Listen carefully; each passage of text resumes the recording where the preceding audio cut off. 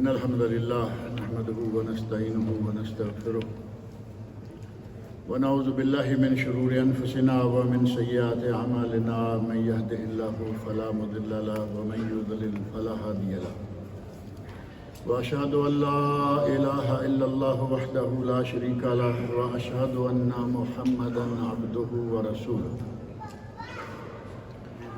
أما بعد فإن خير الحديث كتاب الله وخير الهدي هدي محمد صلى الله عليه وسلم وشر الأمور محدثاتها وكل محدثة بدعة وكل بدعة ضلالة وكل ضلالة في النار رب اشرح لي صدري ويسر لي أمري واحلل عقدة من لساني يفقهوا قولي رب أعوذ بك من همزات الشياطين وأعوذ بك رب أن يحضرون أعوذ بالله السميع العليم من الشيطان الرجيم بسم الله الرحمن الرحيم إذا زلزلت الأرض زلزالها وأخرجت الأرض أثقالها وقال الإنسان ما لها يومئذ تحدث أخبارها بأن ربك أوحى لها يومئذ يصدر الناس أشتاتا ليروا أعمالهم فمن يعمل مثقال ذرة خيرا يره ومن يعمل مثقال ذرة شرا يره۔ قرآن کریم کی 30ویں پارے کی یہ چھوٹی سی صورت ہے جو کہ ہم عموماً نمازوں میں سنتے رہتے ہیں اور اپنی نمازوں میں پڑھتے رہتے ہیں۔ اس صورت میں اللہ رب العزت نے قیامت کے دن جو زلزلہ برپا ہوگا اس کا تذکرہ فرمایا ہے، اور قیامت کے دن جو زلزلہ برپا ہوگا اس وقت کیا صورتحال بنے گی۔ ایک تو اللہ رب العزت نے ارشاد فرمایا وَأَخْرَجَتِ الْأَرْضُ أَثْقَالَهَا، زلزلہ اتنے زور سے آئے گا کہ زمین کے اندر جو کچھ ہے وہ زمین باہر اگل دے گی۔ ہر چیز جو کہ زمین کے اندر اس وقت پوشیدہ پنہاں ہے وہ ساری کی ساری باہر اگل دے گی۔ وَقَالَ الْإِنسَانُ مَا لَهَا، انسان اس وقت کہے گا کہ اس زمین کو کیا ہوا۔ يَوْمَئِذٍ تُحَدِّثُ أَخْبَارَهَا، اس دن زمین اپنی خبریں دے گی بِأَنَّ رَبَّكَ أَوْحَىٰ لَهَا، کہ اس کے رب نے اسے وحی کر دی۔ لوگ کس شکل میں ہو جائیں گے؟ اس زلزلے کے نتیجہ میں صورتحال انسانوں کی کیا بنے گی؟ یومئذ یصدر الناس اشتاتا،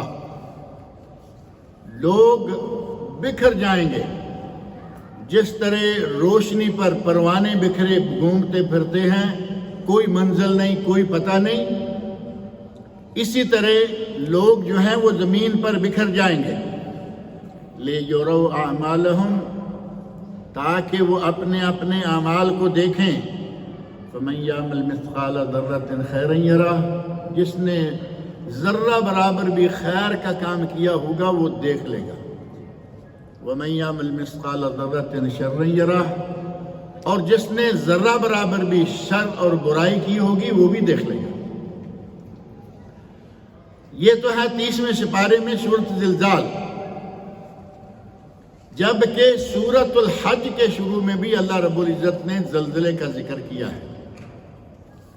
بسم اللہ الرحمن الرحیم، یا ایھا الناس اتقوا ربکم، اے لوگو اپنے رب سے ڈر جاؤ، اپنے رب کا تقوی اختیار کر لو۔ ان زلزلۃ الساعۃ شیء عظیم، قیامت کے دن جو زلزلہ آئے گا وہ بہت ہی عظیم ہوگا۔ یوم ترونہا تذہل کل مرضعۃ عما ارضعت،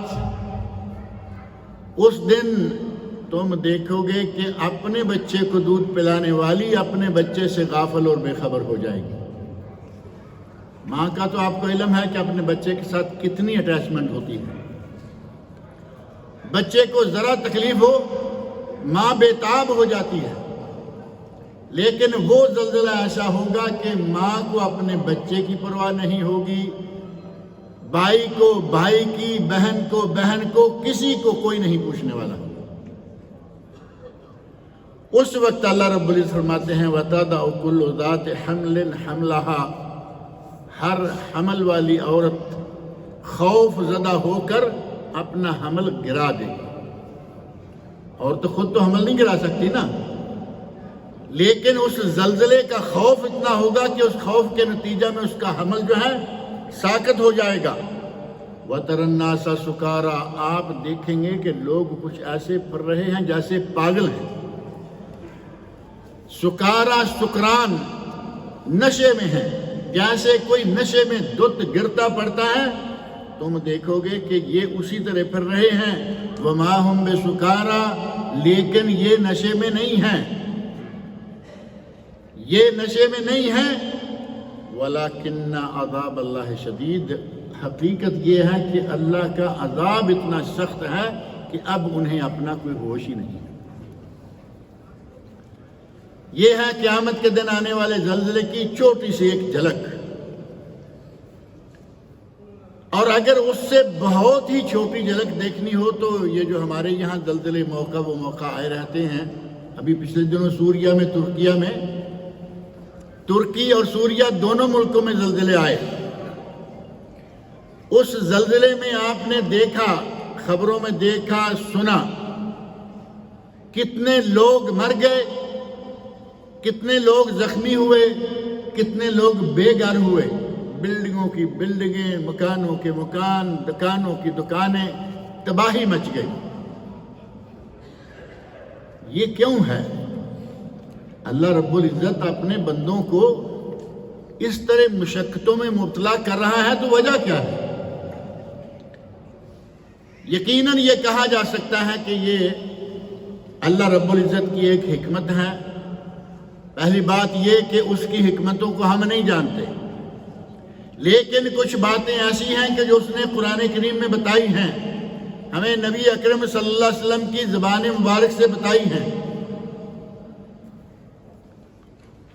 ایک عذاب آئے تو اس میں دو مصلحتیں بیک وقت ہوتی ہیں، اہل علم کا، اہل عمل کا، اہل ایمان کا وہ امتحان ہوتا ہے۔ ایمان والوں کا امتحان ہے اور ظالموں گناہگاروں کے لیے سزا ہے۔ ایک ہی وقت میں دو کام۔ اللہ رب العزت اپنے بندوں کا امتحان لے لیتا ہے کہ یہ صبر کرتے ہیں یا نہیں۔ موتیں ہوں گی، زخم آئیں گے، مالی نقصانات ہوں گے، یا یہ صبر سے کام لیتے ہیں یا جزا فضا پہ اتر آتے ہیں۔ اور دوسری طرف گناہگاروں کو اللہ رب العزت اس دنیا میں بھی چھوٹی چھوٹی عذاب کی جھلکیاں دکھا دیتا ہے کہ میں چاہوں تو میں یہ بھی کر سکتا ہوں۔ ان زلزلوں کو، ان سیلابوں کو، چاند اور سورج گرہن کو، ان سب چیزوں کو ایک اللہ رب العزت کی نشانیوں میں سے نشانی قرار دیا گیا ہے کہ یہ اللہ کی نشانیوں میں سے نشانیاں ہیں۔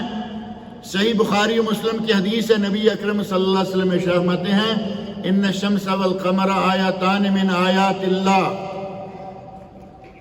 سورج کو گرہن لگ گئی، چاند کو گرہن لگ گئی، کسی کے بس میں ہے؟ نہ کوئی سورج کو گرہن لگا سکتا ہے، نہ کوئی لگے ہوئے گرہن کو ہٹا سکتا ہے۔ یہ اللہ کی نشانی، جب چاہے، جس کو چاہے، جتنا چاہے پکڑ لے۔ جب اتنی بڑی مخلوق کو اللہ رب العزت جب چاہے اس کی روشنی چھین سکتا ہے، مکمل چھین لے، آدھی چھین لے، پونی، سوا، تو ہم تو اس کے مقابلے میں کوئی شے نہیں۔ فرمایا لا ينخسفان لموت احد ولا لحیات، ان چاند اور سورج کو جو گرہن لگتا ہے، نہ کسی کے مرنے کے نتیجہ میں لگتا ہے، نہ کسی کے پیدا ہونے کے نتیجے میں لگتا ہے۔ اللہ کی نشانی جب چاہے وہ لگاتا ہے۔ اور اگر کبھی ایسا ہو جائے گرہن لگ جائے تو نبی اکرم صلی اللہ علیہ وسلم کا ارشاد کیا ہے؟ اپنا عمل کیا ہوتا تھا؟ عمل مبارک، اذا حضبہ امر صلی، جب کبھی کوئی ایسی صورتحال پیش آ جاتی، گرہن لگ جاتا، سورج کو ہو چاند کو، فوری طور پر صلاۃ الخسوف آپ پڑھا کرتے تھے، صحابہ کرام کو ساتھ لیا کرتے، باقاعدہ اعلان ہوتا، اذان نہیں لیکن اعلان ہوتا، الصلاۃ جامعہ، نماز ہونے والی ہے، آ جاؤ، اور باجماعت نماز ادا کی جاتی، اور یہ معلوم ہے کہ اس میں 1 رکوع 2 رکوع اور 3 رکوع جائز ثابت، تلاوت کریں، رکوع کریں، پھر اٹھ کے تلاوت شروع کر دیں، پھر رکوع کریں، پھر اٹھ کے تلاوت شروع کر دیں، اور پھر رکوع کر کے سجدہ چلے جائیں، 2 بھی جائز، 3 بھی جائز، اور کم و بیش بھی جائز۔ اور جس طرح صلاۃ الکسوف خسوف ہے، چاند گرہن سورج گرہن کی نمازیں، اسی طرح زلزلہ کی بھی نماز ہے۔ زلزلہ کے وقت بھی کیا کرنا چاہیے؟ نماز کی طرف کوشش کرنی چاہیے۔ زلزلہ کی بھی نماز موجود ہے۔ حضرت ابن عباس رضی اللہ عنہما، جو ترجمان القرآن کے نام سے معروف ہیں، کہ قرآن کریم کی جو تعلیم، جو سمجھ اللہ رب العزت نے حضرت ابن عباس کو دی تھی، باقی صحابہ کو نہیں تھی، اور نتیجہ یہ کس بات کا تھا؟ نبی اکرم صلی اللہ علیہ وسلم نے ان کے لیے دعا فرمائی تھی، اللہم علمہ الکتاب وفقہہ فی الدین، اے اللہ اس عبداللہ بن عباس کو اپنی کتاب کا علم دے اور دین کی فقاہت عطا کر۔ صحابہ اکرام میں سے بہترین مفسر حضرت ابن عباس۔ حضرت ابن عباس رضی اللہ عنہما سے صحیح سند کے ساتھ مروی ہے کہ جب زلزلہ آیا تو انہوں نے 2 رکعت نماز پڑھائی، اور زیادہ بہتر یہ ہے کہ ہر کوئی اپنے اپنے گھر میں اپنی اپنی جگہ پر پڑھے، جماعت جائز، لیکن بعض کے نزدیک اکیلے اکیلے پڑھنا زیادہ صحیح۔ اور جو نماز حضرت ابن عباس رضی اللہ عنہما نے پڑھی، اس میں انہوں نے 1 رکوع کیا، پھر تلاوت، دوسرا رکوع کیا، پھر تلاوت، اور تیسرا رکوع کرنے کے بعد وہ سجدہ گئے۔ 6 رکوع اور 4 سجدے 2 رکعتوں کے۔ یہ اگر کوئی ایسے مواقع پر اللہ رب العزت مسلمان ممالک کو، حتیٰ کہ مسلمان جہاں جہاں بھی ہیں، اللہ تعالیٰ ان سب کو محفوظ رکھے، لیکن کیا معلوم کب کہاں کچھ ہو جائے۔ ہمیں اللہ رب العزت کی ان نشانیوں کو ہر وقت ذہن میں رکھنا چاہیے۔ آج ترکی میں، سوریا میں، کل پتہ نہیں کہاں ہو، اللہ رب العزت محفوظ رکھے، لیکن اگر کہیں ایسا ہو جائے تو یہ نماز پڑھنا ثابت ہے۔ لیکن اگر نماز نہیں تو کم از کم گڑ گڑانا، توبہ طائب کرنا، اللہ رب العزت کی طرف رجوع کر لینا۔ اللہ رب العزت نے جب یہ امتحان لیا تو کیوں کہ میرے بندے کیا میری طرف پلٹتے ہیں یا نہیں، میری نعمتیں شب و روز کھاتے ہیں، اور ہم تو سمجھتے ہیں نا کہ ہم اپنی عقل سے کما کے کھا رہے ہیں۔ بھائی میرے پاس اتنی بڑی ڈگری ہے، میری اتنی طرح کیوں نہیں ہوگی؟ بڑی بڑی ڈگریوں والے ہسپتال میں پڑے ہوئے ہیں، نہ تنخواہ نہ پیسہ، خرچہ آ رہا ہے۔ اللہ رب العزت کی یہ نعمت ہے کہ اس نے ڈگری بھی دی، صحت بھی دی، امن و امان سے رکھا ہوا ہے، کام بھی کر رہے ہیں۔ ورنہ سنن ترمذی کی صحیح سند سے ثابت حدیث، من اصبح آمنا فی سربہ، جو شخص صبح اپنے گھر میں پر امن ماحول میں بیدار ہوا، من اصبح آمنا فی سربہ وعندہ قوت یوم معافا فی جسد، اس کے جسم میں کوئی بیماری نہیں، ماحول میں کوئی بے بدامنی نہیں، اس کے پاس 1 دن کا کھانا موجود ہے، عندہ قوت یوم۔ آپ اندازہ کریں نبی پاک صلی اللہ علیہ وسلم کا 3 چیزیں، امن ہو، صحت ہو، اور اس کے پاس ایک دن کا کھانا ہو، کأنما حیزت لہ الدنیا بحذافیرہا، فرمایا گویا کہ ساری دنیا سمٹ کر اس کے گھر میں آ گئی۔ اللہ رب العزت کی نعمتوں کا شکر کرنا چاہیے۔ ہمارے پاس سالوں کے نہیں نسلوں کے کھانے موجود ہوتے ہیں۔ ہمارے مسلمانوں میں الحمدللہ کتنے ایسے لوگ ہیں کہ اپنا کام چھوڑ کے آج بیٹھ جائیں، وہ بھی کھائیں گے، ان کی کئی نسلیں بھی کھائیں گی، پیسہ ختم نہیں ہوگا، لیکن پھر بھی پریشان ہیں، پتہ نہیں یہ پروجیکٹ میرے ہاتھ میں آتا ہے یا نہیں۔ کتنا انسان ناشکرا ہے۔ حالانکہ اگر یہ شکر کرے اپنی اس پوزیشن پر، اللہ رب العزت کی اس نعمت پر، لَإِن شَكَرْتُمْ لَأَزِيدَنَّكُمْ، اللہ رب العزت نے فرمایا کہ اگر تم شکر کرو تو ہم تمہاری ان نعمتوں میں اضافہ کر دیں گے، نعمتوں کو بڑھا دیں گے۔ وَلَئِن كَفَرْتُمْ،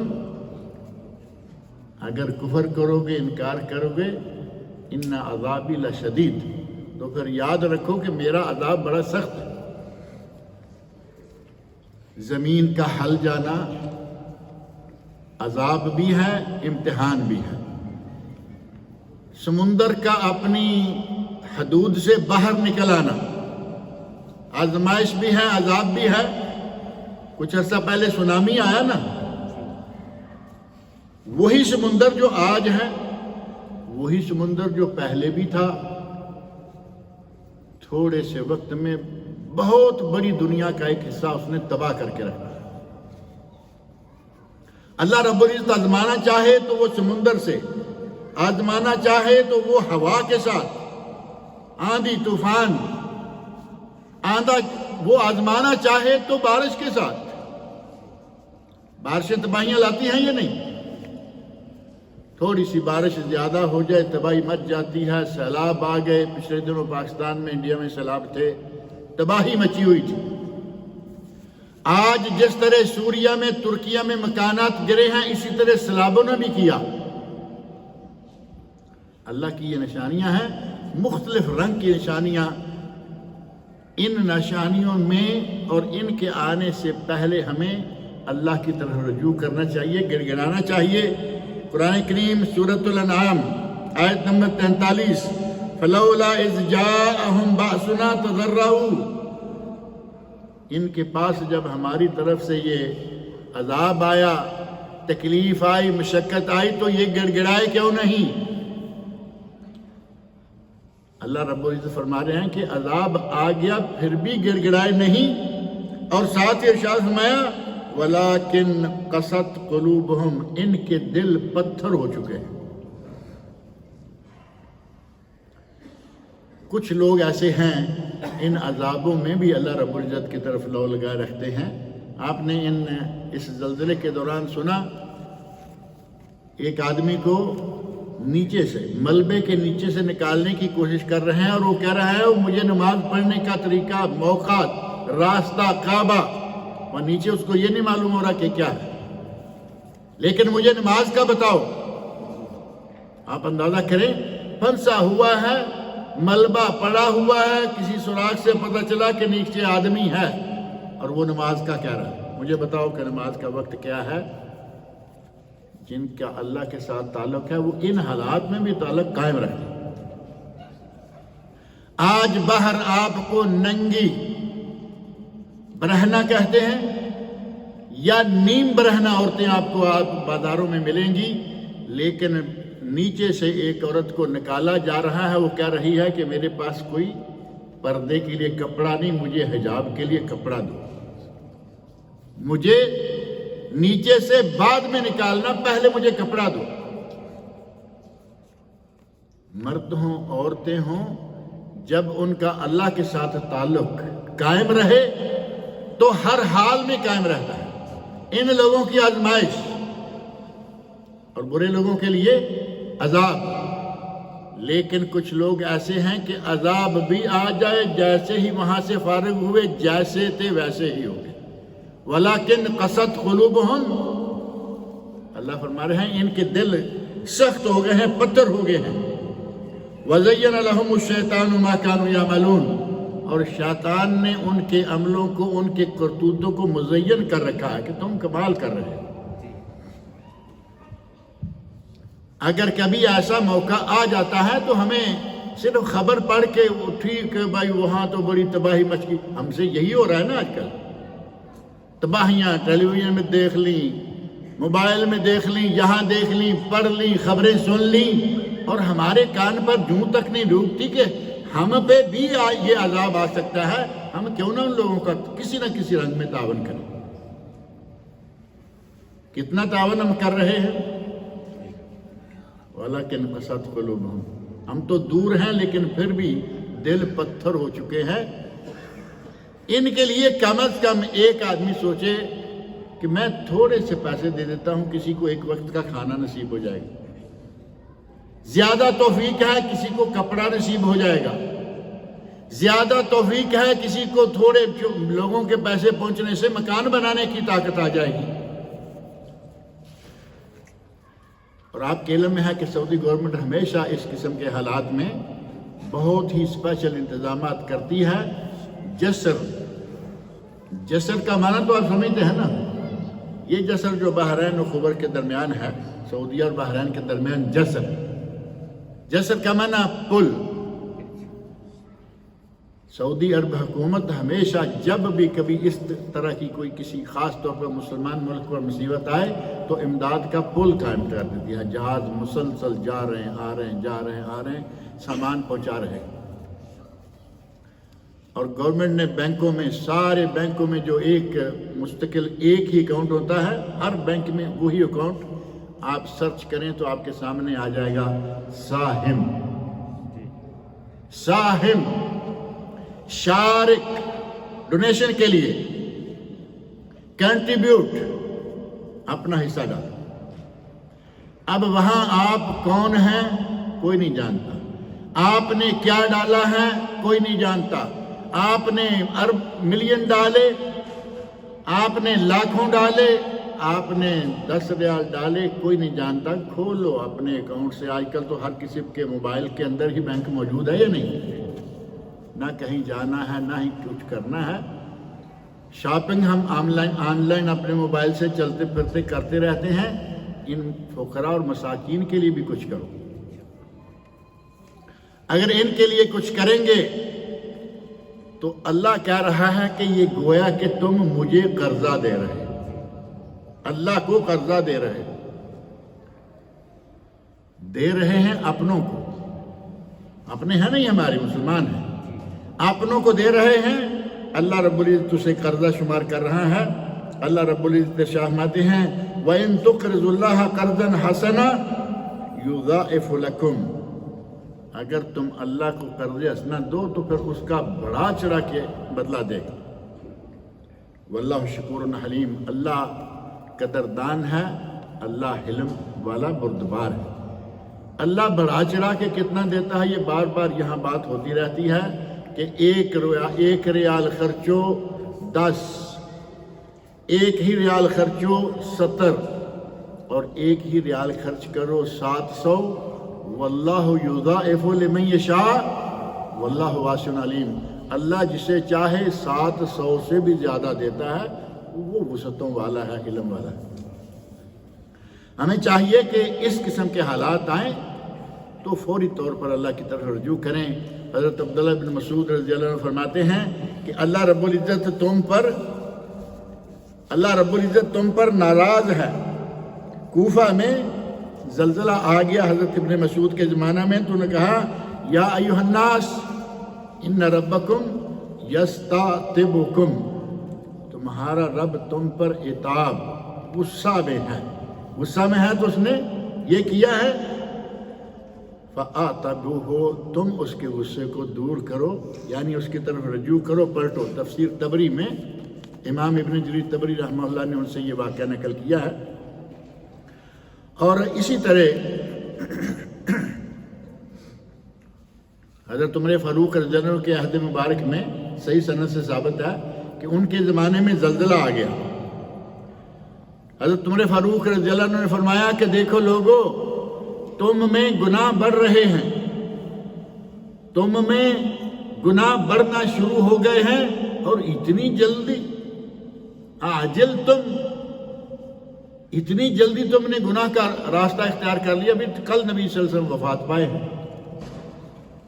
یہ اشارہ کیا اور اس کے بعد فرمایا کہ اگر آج کے بعد زلزلہ آیا تو میں تم میں سے نکل جاؤں گا.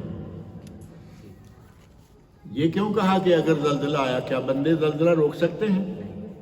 بندے زلزلہ نہیں روک سکتے، لیکن اگر ہم گناہ چھوڑ دیں گے زلزلے نہیں آئیں گے. فرمایا کہ اگر تم نے گناہ نہ چھوڑے اور تمہارے گناہوں کے نتیجہ میں دوبارہ زلزلہ آ گیا تو میں مدینہ چھوڑ جاؤں گا، یعنی میں تم سے علیحدہ ہو جاؤں گا. کیسے کیسے لوگ گزرے ہیں کہ اس قسم کے عذابوں کے آنے کے ساتھ ہی وہ اپنے گریبان میں کچھ اس انداز سے جانتے تھے کہ ہماری وجہ سے آیا ہے اور اس وجہ کو آئندہ ہم مستقلاً دور کریں گے.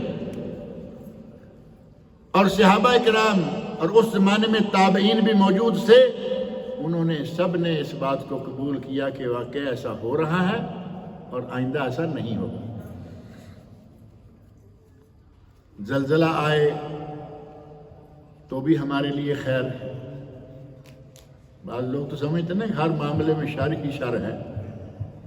زلزلہ آ گیا شر، بیماری آ گئی شر، سیلاب آ گیا شر. اللہ رب العزت نے ہمارے لیے ان سب چیزوں میں دو دو پہلو رکھے ہوئے ہیں. اور نبی اکرم صلی اللہ علیہ وسلم ارشاد فرماتے ہیں عجباً لامر المومن، عجباً لامر المومن، مجھے مومن کے معاملہ پر تعجب آتا ہے. اب نبی اکرم صلی اللہ علیہ وسلم فرما رہے ہیں عجباً لامر المومن امرہ کلہ خیر، اس کا ہر معاملہ خیر ہے. بیماری آئے تو خیر، شفا ملے تو خیر، اس کا ہر معاملہ خیر ہی خیر پر منتج ہوتا ہے. وَلَيْسَ ذَاكَ لِأَحَدٍ إِلَّا لِلْمُؤْمِنِ، اور یہ صرف مومن کے ساتھ ہے. کافر کو، ظالم کو، گناہگار کو، بدکار کو اگر بیماری آئے گی تو سزا ہے، لیکن مومن کو، اہل ایمان کو، دیندار کو یہ بیماری آئی تو اس کے لیے وہ بھی بہتر ہے. اور آگے نبی اکرم صلی اللہ علیہ وسلم ارشاد فرماتے ہیں ان اصابتہ سراء، اگر مومن کو تکلیف پہنچ جائے تو کیا کرتا ہے؟ فصبر، تو وہ صبر کرتا ہے. فہو خیر لہ، تو وہ اس کے لیے بہتر ہے. صبر کرے گا تو صبر کا نتیجہ جنت. وَإِنْ أَصَابَتْهُ، یہ ہے ان اصابتہ سراء، اگر اسے بہتری، خوش کن کوئی معاملہ پہنچتا ہے تو وہ اس پر اللہ کا شکر ادا کرتا ہے. فَإِنْ أَصَابَتْهُ السَّرَّاءَ شَكَرَ فَهُوَ خَيْرٌ لَهُ، اگر اچھا ہوا، نعمت ملی، دولت ملی، اللہ رب العزت کی طرف سے کوئی اچھائی آئی تو وہ شکرا، اللہ کا شکر ادا کرتا ہے. فَهُوَ خَيْرٌ لَهُ. وَإِنْ أَصَابَتْهُ ضَرَّاء، اگر کبھی تکلیف پہنچے فَصَبَرَ، تو وہ اس پر صبر کرتا ہے. فَهُوَ خَيْرٌ لَهُ، اور یہ بھی اس کے لیے بہتر ہے. گویا کہ اللہ رب العزت نے مومن کے لیے ہر معاملہ میں خیر رکھی ہوئی ہے. اور سورۃ الشورى آیت 30 میں اللہ رب العزت نے ارشاد فرمایا ہے وَمَا أَصَابَكُم مِّن مُّصِيبَةٍ فَبِمَا كَسَبَتْ أَيْدِيكُمْ، یہ جو مصیبتیں آتی ہیں، زلزلے آتے ہیں، سیلاب آتے ہیں، یہ تمہاری کرتوتوں کے نتیجہ میں آتے ہیں. بِمَا كَسَبَتْ أَيْدِيكُمْ، تمہارے اپنے ہاتھوں کی کمائی. وَيَعْفُو عَن كَثِيرٍ، اور اللہ رب العزت سارے گناہوں پر بھی نہیں پکڑتا، بلکہ بہت سارے گناہ تو وہ نظر انداز کرتا رہتا ہے، معاف کرتا رہتا ہے. یہ ہمارے گناہوں کے نتیجہ میں سب ہو رہا ہے. اور سورۃ الروم کی آیت 41 میں اللہ رب العزت کی ارشاد فرما رہے ہیں ظاہر الفساد فی البر والبحر بما کسبت ایدی الناس. ظاہر الفساد فی البر والبحر بما کسبت ایدی الناس، اس زمین پر اور سمندر میں. یہ سونامی جو ہے وہ سمندر سے نکل کے آیا نا. لانچ، کشتی، جہاز ڈوب جائے تو سمندر میں، سمندر میں اور زمین پر جتنا بھی فساد ہے بما کسبت ایدی الناس، یہ سارے کا سارا لوگوں کے ہاتھوں کی کمائی، لوگوں کے کرتوتوں کے نتیجہ میں لیذیقہم بعض الذی عملوا، تاکہ ان کے عملوں، ان کی بد عملیوں کا اللہ کچھ نہ کچھ ان کو بدلہ دے، سزا دے، لعلہم یرجعون، تاکہ ہو سکتا ہے کہ یہ پلٹ آئے، ہو سکتا ہے کہ اس تکلیف کو دیکھ کر، اس عذاب کو دیکھ کر، اس نقصان کو دیکھ کر یہ اللہ کی طرف رجوع کر لے۔ اللہ رب العزت تو ہمیں موقع بموقع رجوع کرنے کے لیے کوئی نہ کوئی چیز، چھوٹی بڑی، گھر میں، مال میں، اولاد میں، عیال میں آزماتا ہے۔ وَلَنَبْلُوَنَّكُمْ بِشَيْءٍ مِّنَ الْخَوْفِ وَالْجُوعِ وَنَقْصٍ مِّنَ الْأَمْوَالِ وَالْأَنفُسِ وَالثَّمَرَاتِ وَبَشِّرِ الصَّابِرِينَ الَّذِينَ إِذَا أَصَابَتْهُم مُّصِيبَةٌ قَالُوا إِنَّا لِلَّهِ وَإِنَّا إِلَيْهِ راجعون، سر نہیں پیٹتے، بال نہیں نوچتے، سینہ کو بھی نہیں کرتے، کپڑے نہیں پھاڑتے، گریبان چاک نہیں کرتے، بلکہ کہتے ہیں اِنَّا لِلَّهِ وَإِنَّا إِلَيْهِ راجعون، ہم اللہ ہی کے ہیں، اسی سے ہمیں جو ملا ملا اور ہم پلٹ کر اسی کی طرف جانے والے ہیں۔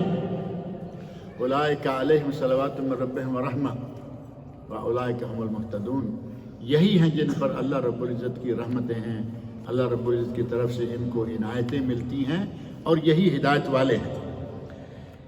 یہ باتیں صرف اس موقع کے لیے نہیں کہ آج یہ سیلاب آیا، آج یہ زلزلہ آیا، آج یہ کوئی اللہ رب العزت کی طرف سے عذاب آیا ہے، بلکہ جب کبھی بھی ایسا ہو ہمیں اللہ کی طرف رجوع کرنا چاہیے۔ اور یہاں ایک بات اور ذکر کر دوں کہ بعض لوگوں نے، سائنسدان کہتے ہیں، سائنسدانوں نے، ماہرین فلکیات نے مختلف چیزیں کہیں، جیسے آج کل یہ سلسلہ چلا ہوا ہے نا، کہیں گے کہ جس علاقے میں زمین کا سلسلہ جو ہے وہ بہت نرم ہو جائے اور نیچے غبار یا بخار، اس کا پریشر زوردار ہو جائے تو وہاں زلزلہ آ جاتا ہے۔ سائنسدانوں کا ایک اپنا تجزیہ ہے، اس سے کوئی انکار والی بات نہیں ہے، مان لیتے ہیں یہ بھی ہوگا، لیکن ہمیں قرآن کریم کو تو سامنے رکھنا ہوگا یا نہیں؟ قرآن کہہ رہا ہے کہ تمہارے کرتوتوں کے نتیجے میں ہم یہ کرتے ہیں۔ یہ صحیح ہے کہ یہ بھی ہم مان لیتے ہیں، ممکن ہے، لیکن زیادہ بات جو اللہ رب العزت نے فرمائی وہ صحیح ہے اور وہی صادق ہے، اور جو رسول اللہ صلی اللہ علیہ وسلم صادق و مصدوق نے فرمایا وہی اولا ہے، لیکن اس کو ماننے میں بھی کوئی انکار والی بات نہیں ہے، مان لیتے ہیں کہ ایسا بھی ہوتا ہوگا۔ اور جتنے بھی عذاب آتے ہیں، ہماری دنیا داری کے سائنسدان، ماہرین، یہ وہ کوئی نہ کوئی کہتے ہیں کہ اس وجہ سے یہ ہے صرف دنیاوی سوچ، یہ صرف دنیاوی سوچ ہے، لیکن جب ہم دینی سوچ سوچیں گے، قرآن کریم کی طرف رجوع کریں گے تو پھر پتہ چلے گا کہ یہ کیا کہہ رہے ہیں اور قرآن کریم اس حوالے سے ہمیں کیا بتا رہا ہے۔ اللہ رب العزت نے ہمیں اس سلسلہ میں بہت ساری نعمتوں سے نواز رکھا ہے۔ مان لیتے ہیں کہ زمین نرم ہوئی، بخار کا پریشر ہوا، آپ یہ اندازہ کریں کہ اللہ رب العزت نے ہمارے لیے زمین کو ٹھہرا رکھا ہے نا، ٹھہری ہوئی ہے۔ افلا ينظرون الى الابل كيف خلقت والى السماء كيف رفعت والى الارض كيف سطحت، کیا دیکھتے نہیں کہ اونٹ کو اللہ نے کیسے بنایا، آسمان کو اللہ نے بغیر ستونوں کے کیسے ٹھہرایا، اور کیا تم دیکھتے نہیں کہ اللہ رب العزت نے زمین کو کیسے بچھایا؟ زمین کو گول کہنے والوں کو میں چھوڑ دیتا ہوں، لوگ تو کہہ رہے ہیں نا گول، ٹیبل پہ وہ رکھا ہوا ہے، گھما دیا اور کہا کہ یہ ساری زمین میرے قبضے میں ہے، گول ہے۔ اللہ کیا فرما رہے ہیں؟ وَإِلَى الْأَرْضِ كَيْفَ سُطِحَتْ، ہم نے زمین کو کیسے سطح دار بنایا، کیوں؟ تاکہ اس پر لوگ رہ سکیں، جی سکیں۔ یہ ترکی اور شام، لوگوں کو پوچھو وہاں جو ہوا ہے، اگر کبھی کبھی ایسا تھوڑا تھوڑا ہوتا رہے دنیا میں کچھ سکون رہے گا، ان علاقوں میں رہے گا؟ پہاڑ پھٹ جاتے ہیں. یہ مکان کا گرنا تو معمولی بات ہے. پچھلے سالوں میں جو پاکستان میں زلزلہ ہوا تھا، پہاڑ پھٹ گئے، لوہے کی طرح سخت پہاڑ وہ پھٹ گئے، بلڈنگیں گر گئیں اور یہ ہو گیا وہ ہو گیا، کریک اتنا زبردست. تو یہ ساری چیزیں جو ہیں ان کو ہمیں چاہیے کہ اللہ رب العزت کا شکر ادا کریں کہ اس نے ہمارے لیے زمین کو مسطح بنایا ہوا ہے. اور زمین جو ہے وہ ہمارے اگر ہلنا شروع کر دے، نہ زراعت و باغبانی، زمین ایسی ہو جائے تو پانی کدھر گیا؟ ہمیں کھیت میں چاہیے، وہ کہیں اور جا رہا ہے. زمین ایسے ہو گئی تو کیا ہوگا؟ زمین ایسے رہے مکان بنیں گے؟ دنیا میں سکون کے ساتھ انسان رہ نہیں سکے. یہ کبھی کبھی چھوٹا سا جھٹکا آتا ہے، چھوٹا سا جھٹکا، اور یہ جھٹکا کبھی کبھی تھوڑا زیادہ بھی ہوتا ہے، سب لوگ محسوس کرتے ہیں، لیکن بہت بڑے نقصانات اس طرح کے نہیں ہوتے، چھوٹا ہوتا ہے. حضرت عمر فاروق رضی اللہ عنہ کے زمانے کا جو زلزلہ ہے اس کی کیفیت پتہ کیا ہوئی تھی؟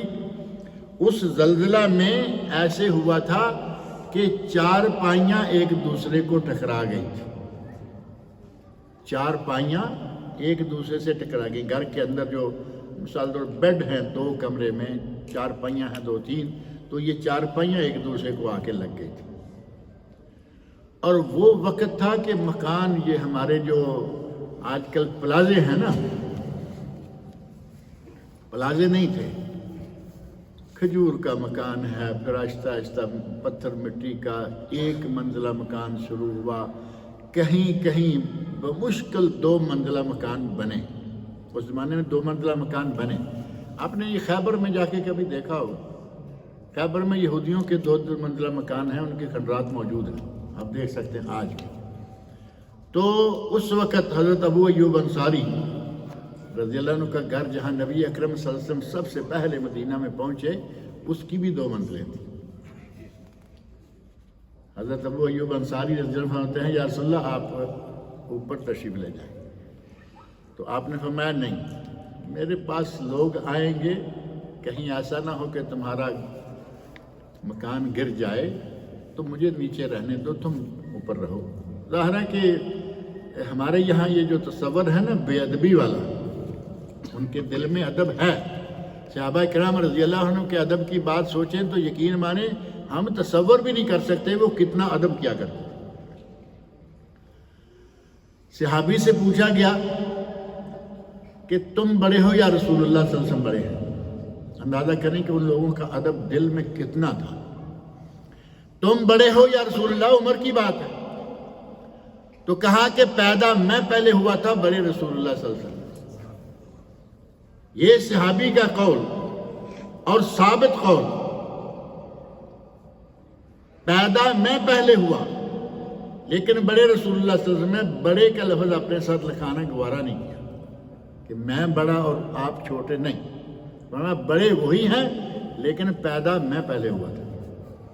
جن کے دل میں اتنا ادب تھا. ہمارے یہاں قرآن کریم کا ادب دل میں ہو نہ ہو، ہم یہ جو 2 نمبر ادب ہے اس کے لیے بڑا کچھ کرتے. ہمارے گھروں میں قرآن کریم نیچے نہیں ہوتا. جتنا تک کم از کم بندہ ہوتا ہے نا، قد آدم، اس کے اوپر کو روشن دان ہے تو وہاں قرآن کریم رکھے جی، کہیں پشت نہ ہو جائے. یہاں یہ جو ہمارے بھائی ٹیک لگا کے بیٹھے ہیں، ان کی پشتوں کے پیچھے قرآن کریم پڑا ہوا ہے، لیکن درمیان میں دیوار ہے، پیچھے پڑا ہے، کوئی بات نہیں. یہاں سے نکل کے جائیں گے یہ سارے قرآن مجید پیچھے رہ جائیں گے، اور نیچے پڑے ہیں، یہاں اتنا اونچا ہے ہی کوئی نہیں. کیونکہ دل میں ادب اگر موجود ہے تو یہ باتیں جو ہے نا، یہ محض ظاہری ڈکوسلے کہا جا سکتا ہے. صحابہ کرام رضی اللہ عنہ کے دلوں میں یہ بات بڑی گہرائی کے ساتھ موجود تھی. وہ نبی اکرم صلی اللہ علیہ وسلم کا بہت ادب کرتے تھے. غرض یہ کہ چھوٹے چھوٹے مکان تھے، 4 پائیاں ایک دوسرے سے ٹکرا گئیں. لوگوں کے لیے ایک زلزلہ جو ہے اس نے اپنا آپ دکھا دیا. حضرت عمر فاروق رضی اللہ عنہ نے اس وقت یہ بات کہی. آج کے زلزلے تو ظاہر ہے کہ تھوڑا سا زلزلہ آتا ہے 5-10 منزلہ تو اب بہت معمولی ہو گئے نا، جو برج ہیں، برج فلاں، برج خلیفہ، برج کا لفظ پلازا، یہاں رہتے ہوئے برج کا لفظ میرا خیال آسانی سے سمجھ آ جاتا ہے، لیکن ہمارے ملکوں میں برج کچھ اور ہوتے ہیں۔ تو آج جتنے بڑے بڑے مکان ہیں، ان مکانوں کے اندر، فلیٹوں کے اندر، ان کے قرب و جوار میں رہنے والوں کو زیادہ اللہ کو یاد کرنا چاہیے۔ نہیں معلوم کب اللہ رب العزت تھوڑا سا جھٹکا دے تو یہ کتنے لوگوں کو لے جائیں گے۔ اللہ رب العزت مسلمان ملکوں کو اپنی حفظ و امان میں رکھے۔ اللہ رب العزت کی یہ نعمت ہے کہ اس نے زمین کو ہمارے لیے مربع مسطح بنا رکھا ہے۔ اللہ الذی جعل لکم الارض قرارا، اللہ ہی وہ ذات ہے جس نے زمین کو تمہارے لیے قرار کی جگہ بنایا، والسماء بناء، اور اللہ نے آسمان کو چھت بنایا، اور خوبصورت چھت بنایا۔ دن کو خوبصورت ہے، رات کو ستاروں اور چاند کے ساتھ چمکا دیا، خوبصورت ہے۔ امن جعل الارض قرارا وجعل خلالها انہارا وجعل لها رواسیا، اللہ رب العزت کے علاوہ کون ہے جس نے اس زمین کو قرار والا بنایا، اس میں نہریں چلائیں، وجعل لها رواسیا، اور اس زمین کو ہلنے نہ پائے اس کے لیے پہاڑ گاڑ دیے۔ اللہ رب العزت نے پہاڑ گاڑے ہوئے ہیں تاکہ زمین ہلنے نہ پائے۔ ہم تو کہتے ہیں نا دوڑتی ہی رہتی ہے گول والے، اللہ نے فرمایا کہ پہاڑ ہلنے نہ پائیں، اس لیے ہم نے اس میں یہ زمین ہلنے نہ پائے، اس کو بیلنس کرنے کے لیے جہاں اللہ نے چاہا وہاں پہاڑ گاڑ دیے، بیلنس رہے اور زمین ہلتی نہ رہے ہر وقت۔ وَأَلْقَى فِي الْأَرْضِ رَوَاسِيَ أَن تَمِيدَ بِكُمْ، اللہ نے اس میں میخیں لگا دیں، پہاڑوں کی میخیں بنا کے لگا دیں، ان تمیدہ بکم، تاکہ یہ تمہیں کہیں لے کر ڈولتی نہ رہے، وانہارن، اور نہریں چلائیں، وسبلن، اللہ نے اس زمین میں تمہارے لیے راستے بنائے، لعلکم تہتدون، تاکہ تم ہدایت پاؤ، راستہ پاؤ۔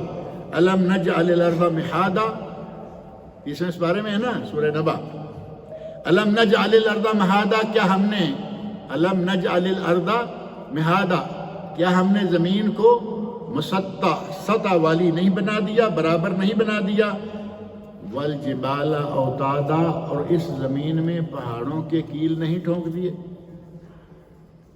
لیکن اس نے کیل ٹھوکے ہوئے ہے اور وہ جب چاہتا ہے کہیں سے تھوڑا تھوڑا کیل کو ہلا دیتا ہے۔ سائنسدانوں کی ٹھیک ہے، جب اللہ چاہتا ہے تو وہاں سے زمین کو نرم کر دیتا ہے، بخار کو تیز کر دیتا ہے۔ یہ ساری چیزیں خود بخود تو ہوتی نہیں، زمین میں کوئی پتا تک نہیں گر سکتا جب تک اللہ نہ چاہے، اور کوئی پتا ایسا نہیں ہے کہ وہ گرے اور اللہ کے علم میں نہ ہو۔ قرآن کریم میں اللہ رب نے فرمایا وَمَا تَسْقُطُ مِن وَرَقَةٍ إِلَّا يَعْلَمُهَا، زمین میں کوئی پتا نہیں گرتا سوائے اس کے کہ اللہ اسے جانتا ہے۔ وَلَا يَطِيرُ طَيْرًا فِي السَّمَاءِ، آسمان میں چلتے پھرتے کوئی پرندہ ایسا نہیں جو چل پھر رہا ہو، اڑ رہا ہو اور وہ اللہ کے علم سے باہر ہو۔ اللہ رب العزت نے ہمارے لیے زمین کو چٹیل بنایا، الذی جعل لکم الارض مہدا، سورۃ طٰہٰ کی آیت نمبر 53۔ اللہ نے قرآن کریم میں جگہ جا فرمایا کہ ہم نے تمہارے لیے زمین کو چٹیل بنایا، میدان کی شکل میں بنایا، تاکہ تم اس میں رہ سکو، زراعت و باغبانی کر سکو، صنعت و حرفت کر سکو اور سکون کے ساتھ اپنی زندگی گزار سکو۔ اب ہماری مرضی ہے کہ ہم اڑے رہیں کہ نہیں، یہ ہلتی بھی ہے، گھومتی بھی ہے، گول بھی ہے، یہ وہ کہنے والے جانے اور وہ جانے، ہمیں تو اپنے رب کے کلام پر بھروسہ ہے یا نہیں؟ اللہ رب العزت مجھے اور آپ سب لوگوں کو اللہ کی طرف رجوع کرنے کی توفیق عطا فرمائے، سوریہ اور ترکی کے لوگوں کے لیے تعاون کی توفیق عطا فرمائے، جتنا ممکن ہو سب لوگ اس کو تعاون میں اپنی شرکت کیجیے۔ ایک چھوٹی سی بات، ایک حدیث صرف، نبی اکرم صلی اللہ علیہ وسلم نے قرب قیامت کی نشانیاں تو بہت ساری بتائی ہیں، ان میں سے ایک ہی حدیث صحیح بخاری اور مسلم کی ہے، اس میں فرمایا 5 نشانیاں، 5 نشانیاں۔ لا تقوم الساعہ، اس وقت تک قیامت قائم نہیں ہوگی، حتی یقبض العلم، حتی یقبض العلم، جب تک کہ علم قبض نہ کر لیا جائے، کھینچ نہ لیا جائے۔ علماء کرام کے پاس سے علم ختم کر لیا جائے گا اور جاہل قسم کے لوگوں کو مفتی بنا دیا جائے گا۔ جاہل لوگ فتویٰ دیں گے، اور ہمیں لگتا ہے کہ قرب قیامت کا مسئلہ شروع ہو چکا ہے۔ آج مفتی قدم قدم پر مفتی موجود ہے، روٹی بھی لگا رہا ہے اور فتویٰ بھی دے رہا ہے، ٹیکسی بھی چلا رہا ہے۔ کام کرنا منع نہیں، لیکن ہر منصب کے لیے معقول آدمی ہونا چاہیے۔ لِكُلِّ فَنٍ رِجَال، ہر فن کے لیے اس کے مخصوص لوگ ہوتے ہیں۔ بقالے والا بھی فتویٰ، اور خاص طور پر مکہ، مدینہ، جدہ، ریاض، جن لوگوں کا حجاج کا راستہ بنتا ہے، وہاں تو سارے مفتی ہیں۔ علم کھینچ لیا جائے گا اور جاہل لوگوں کو یہ موقع مل جائے گا کہ وہ اپنے آپ کو عالم سمجھنا شروع کر دیں گے۔ یقبض العلم، ایک وَتُكْسَرُ الزَّلَازِلُ، زلزلے بہت زیادہ ہو جائیں گے۔ پہلے بہت کم سننے میں آیا کرتا تھا کہ کہیں زلزلہ آیا ہے، لیکن اب کہیں نہ کہیں سے خبر آتی رہتی ہے، مشرق میں ہو مغرب میں ہو۔ نبی اکرم صلی اللہ علیہ وسلم کے ارشاد کے مطابق مدینہ سے مشرقی علاقے میں ہی زلزلے زیادہ ہیں۔ آپ نے باقاعدہ اشارہ فرمایا مشرق کی طرف، اور فرمایا کہ ہناک الزلازل، وہاں زلزلے بہت آئیں گے، فتنے بہت اٹھیں گے، زلزلے بھی اور فتنے بھی بہت اٹھیں گے۔ تیسرا، یا تقارب الزمان، زمانہ بہت قریب ہو جائے گا۔ یہ سمجھنا آج کوئی مشکل ہے؟ مہینہ گزرتے پتہ نہیں لگتا اور یہ سیلری ٹک کر کے حساب اکاؤنٹ میں آ گئی۔ بیمار آدمی کے لیے تو ٹھیک ہے، مہینہ بڑا مشکل، بلکہ اس کے لیے تو گھڑیاں مشکل ہوتی ہیں، لیکن عموماً ایسے لگتا ہے کہ گھنٹے دن گھنٹوں کی طرح، ہفتے دنوں کی طرح، مہینے ہفتوں کی طرح، اور سال ہفتوں کی طرح، مہینوں کی طرح، اور زندگی ابھی لگتا ہے کہ ہم کل پیدا ہوئے تھے اور پتہ نہیں کہاں کہاں تک پہنچے ہوئے ہیں۔ اللہ تعالیٰ سب مسلمانوں کی عمر دراز کرے، اپنی اطاعت میں رکھے۔ وَتَظْهَرُ الْفِتَنُ، اور فتنے بکثرت ہو جائیں گے۔ اور آج آپ دیکھ رہے ہیں مال کا فتنہ ہے، جمال کا فتنہ ہے، یہ فتنہ ہے، وہ فتنہ ہے، اولاد بھی فتنہ ہے۔ اللہ نے اس کو رونق بھی قرار دیا ہمارے لیے، لیکن فتنہ بھی قرار دیا۔ وَيَكْثُرُ الْحَرْجُ، حرج یعنی قتل عام ہو جائے گا۔ کچھ عرصہ پہلے تک ہم سنا کرتے تھے کہ یہ بھائی دیکھو لال رنگ کی آندھی آئی ہے اس طرف سے، اس علاقے میں اس طرف کوئی قتل ہوا ہے۔ یہ ہمارے سننے کی بات ہے، یہ نہیں کہ وہ صدیوں پہلے کوئی قتل ہوا ہے۔ اور آج نہ وہ آندھی آتی ہے اور نہ کوئی قتل شمار کر سکتا ہے کہ کس علاقے میں کس دن کتنے قتل ہوئے۔ قتل بکثرت ہو جائیں گے۔ قیامت کی نشانیوں میں سے یہ ایک نشانی ہے، حَتَّى يَكْثُرَ فِيكُمُ الْمَالُ فَيُفِيضُ، اور یہ بھی کہ تمہارے پاس مال بہت زیادہ ہو جائے گا۔ اور آج مال ہے نا ماشاءاللہ، کہتے ہیں ملٹی ملینر لوگ الحمدللہ، مسلمانوں میں بھی بہت ہیں، کافروں میں بھی بہت ہیں۔ زلزلے فتنے زیادہ تر مشرق میں ہوں گے۔ صحیح بخاری شریف کی حدیث ہے، ہناک الزلازل والفتن وبہا یطلع قرن الشیطان، وہیں شیطان کا سینگ بھی نکلے گا۔ یہ اشارہ ہے مشرق کی طرف، یعنی مشرق نجد سے لے کر عراق تک یہ علاقہ۔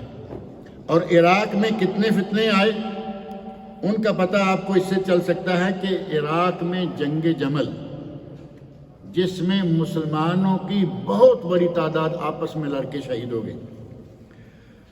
جنگ صفین، یہ جنگیں جو کہ حضرت عائشہ اور حضرت علی رضی اللہ عنہما کے مابین مسلمان فوجوں کے مابین ہوئیں۔ حورا، خروج الخوارج، یہ جو خوارج ہیں یہ بھی عراق سے نکلے، یعنی بہت بڑے بڑے فتنے اور بہت بڑی بڑی جنگیں مسلمانوں کی عراق میں ہوئیں۔ اسی لیے کہا گیا ہے کہ عراق جو ہے وہ فتنوں کی زمین ہے۔ اللہ رب العزت ہمیں ان فتنوں سے بھی محفوظ رکھے۔ آج طرح طرح کے بے شمار فتنے جو ہیں وہ نکلتے آ رہے ہیں۔ اللہ رب العزت مجھے اور آپ سب لوگوں کو نیک عمل کی توفیق عطا فرمائے۔